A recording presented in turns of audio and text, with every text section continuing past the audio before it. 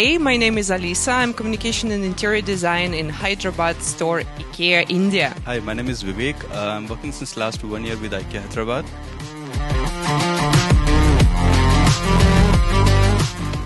The experience which we had today, the kind of questions we were getting from the students, that was really amazing, right? So they were brave.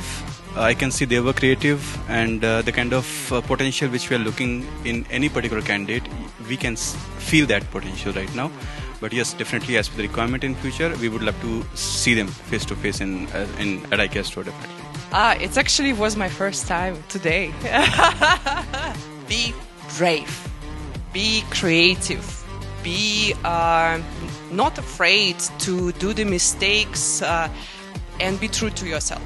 This would be my main message. Definitely, we would like to come back again.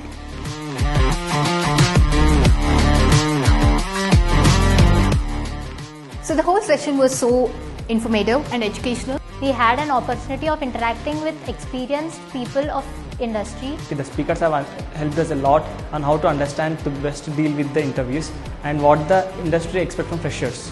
Events like this made me join Hamstech. They put lots of effort for helping us. Thank you Hamstech for helping us to keep up with the industry.